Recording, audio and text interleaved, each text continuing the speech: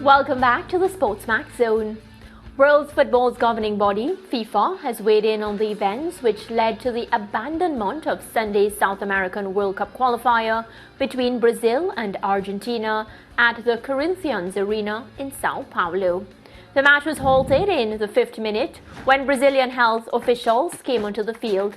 The intervention came as an objection to the participation of 4 Argentine players they say broke quarantine rules. Brazilian Health Agency Anvisa said the players provided false information and failed to comply with local laws. On Monday, FIFA, through its president Gianni Infantino, said it regrets the scenes which prevented millions of fans from enjoying two of the most important football nations in the world. The statement also said the first match officials' reports have been sent to FIFA. This information will be analyzed by the competent disciplinary bodies and a decision will be taken in due course. We are now joined by South American football correspondent Juan G. Arango, who has been closely monitoring this story. Juan, please break down exactly what happened yesterday in Sao Paulo for us. I'll break down pretty much what led to this. Okay. Pretty much what has been said was that the Argentine delegation had 4 players that did not mention in their documentation, their testimony coming into Brazil, that they were in the UK prior to that. They said they were in Venezuela, and all of a sudden they said, oh, by the way, that you forgot to put that you were in the UK. That ends up being in violation. They apparently had told the Argentine FA that these players, in fact, could not participate. In fact, they were going to be deported because of this. Now, here's the caveat.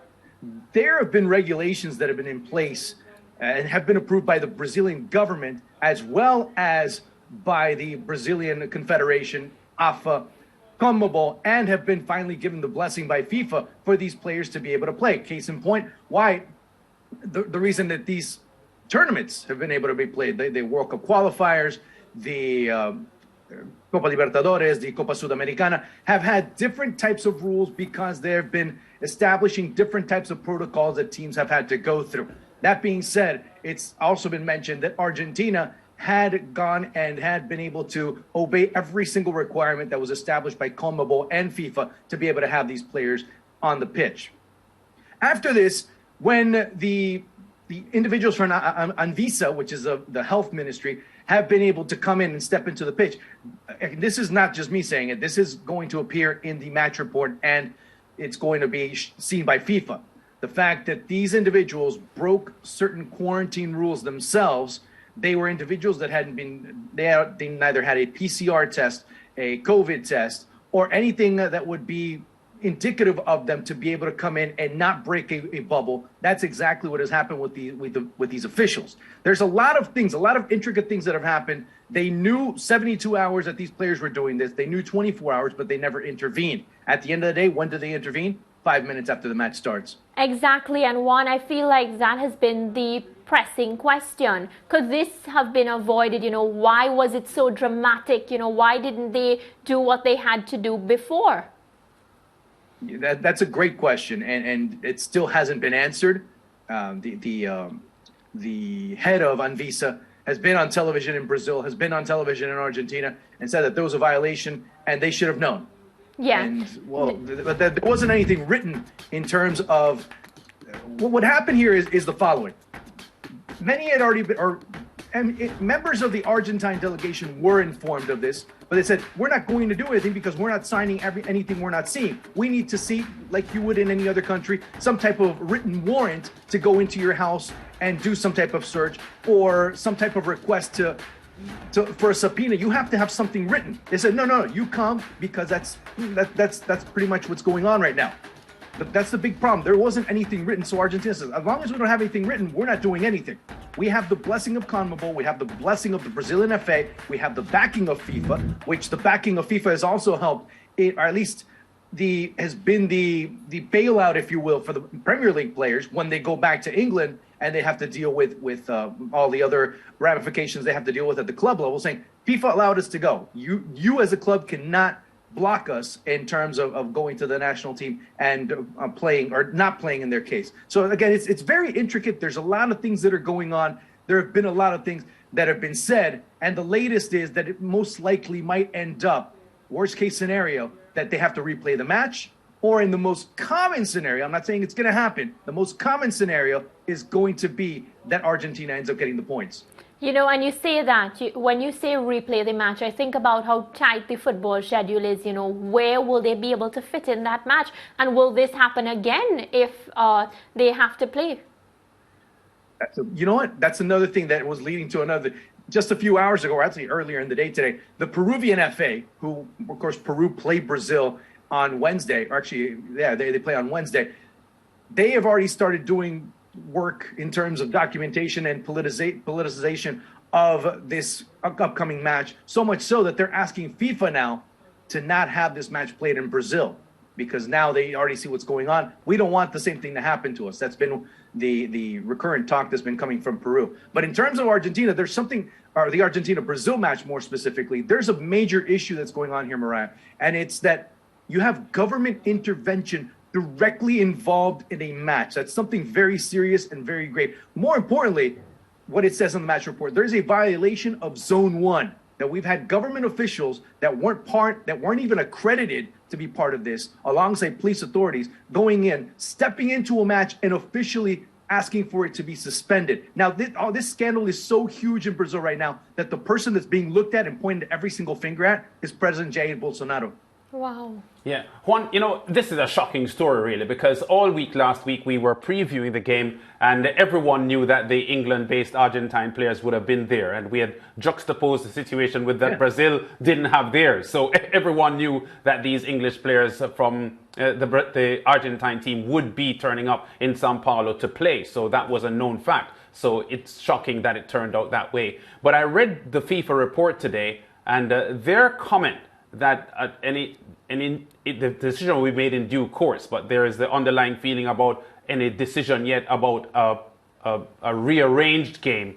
Does that swing it, as far as you're concerned, to the feeling that the game will be replayed and there won't be a result made off the field to award points, as you just suggested, the possibility maybe to Argentina? If you don't make one thing I have heard too is that the ruling could be delayed and dragged on until they wait and see when Brazil and Argentina both officially qualify for the World Cup.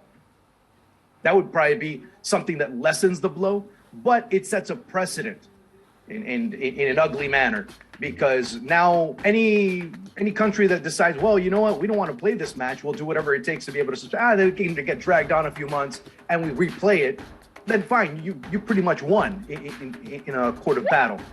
You know, that ends up being a very, very precarious situation that FIFA finds themselves in. It also starts to harm a bit the legitimacy of FIFA as an authority of football, especially with all the other geographical rivals that they have, like UEFA, like the Super League, the groups that are involved in the Super League, those types of entities that are starting to rise up against them and start to challenge their status quo, if you will. That ends up being very dangerous. So they have to truly step in and make a very assertive decision. And the most assertive one, if you look at it in the very short term, which the decision has to be, it has to be that someone ends up having to be penalized. In this case, from a football standpoint, I'm not talking about Argentina being scot-free here. I'm talking about from a football standpoint, about what happened yesterday on the pitch.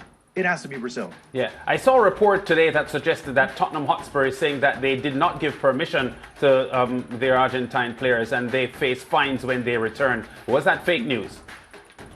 No, it's not fake news. It's going to be a topic for another debate, because keep in mind that also FIFA said these players can leave. These players are allowed. These players cannot be blocked from not going to their national team. They can't. They can't end up, the clubs no longer during FIFA dates have that right to say, no, you know what? You cannot leave because we said so. FIFA is the one that's going to take care of that, apparently. But we haven't seen a very strong position from FIFA. So those types of words can end up being blown in the wind. Definitely one. And of course, there were other matches in the South American World Cup qualifiers on Sunday, and we have the full list of results Ecuador and Chile, they ended 0-0, while Paraguay and Colombia ended 1-0. There were wins for Uruguay 4-2 over Bolivia and Peru 1-0 over Venezuela. This is how the table looks. Despite not completing their match, Brazil and Argentina, they still hold the top 2 positions on 21 and 15 points respectively.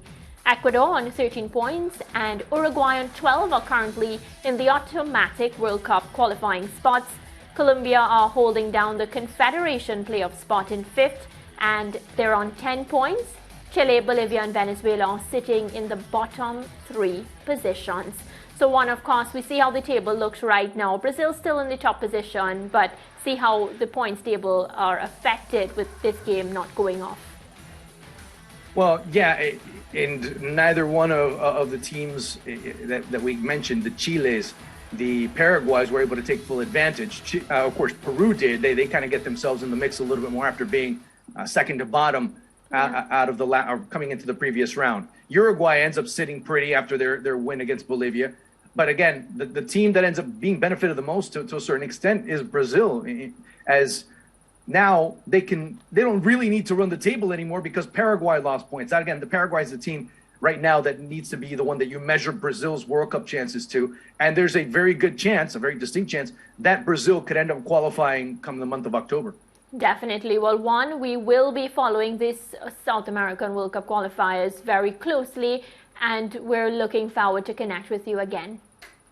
All right, we'll talk to you soon. Definitely. Well, Lance, of course, this was one of the highlight stories over the weekend, something that I wouldn't have expected, especially because, as you rightfully said to Juan, this match was publicized. Of course, everybody knows, Lance, that these players were coming across. I'm even shocked now that Tottenham is saying that they're going to find the players because they had no clue. Yeah, you know, I was at a loss while watching it. And of course, because a lot of the football commentary now is being done remotely, the commentator obviously was not in Sao Paulo, and he was at a loss as to exactly what to say. When the problems started, he started guessing as to what could the problems have been, because the game had stopped and he saw scuffling on the sidelines. He wasn't sure what to say. Happening? But it's one of those cases where the commentary is being done remotely, so it's not as if he was at the venue and could have immediate communication with the on-field, producers and so on to give him the information that he needed. So he struggled for several minutes, Poor commentator. to tell the viewers exactly what was happening in Sao Paulo. That's a bit tough, though, and I hope you are never in such a position when you're doing your commentary. I would not wish that for Lance. But honestly, over the weekend, this really was messy. There are so many questions. It was? He didn't play much, did he? Oh, Lance, that's jokes. Well, go ahead. You're having jokes. I just felt as if it's something that shouldn't have gotten out of control, especially because we all knew the information beforehand. And I feel as if it looks really bad. A lot of fingers will be pointed to Brazil and the health officials. The manner in which it was conducted, Lance, I think it just didn't sit well with many of the fans. As fans are the people that we play these games for and we do all our broadcasts for. And I feel as if they got the worst end. I was going to say messy end. Yeah, we did. They got the worst end of the stick. You're right. Yeah, we got the worst end of it because we're all waiting to see what is always an intriguing match. I don't need to see health officials coming in. We go to break.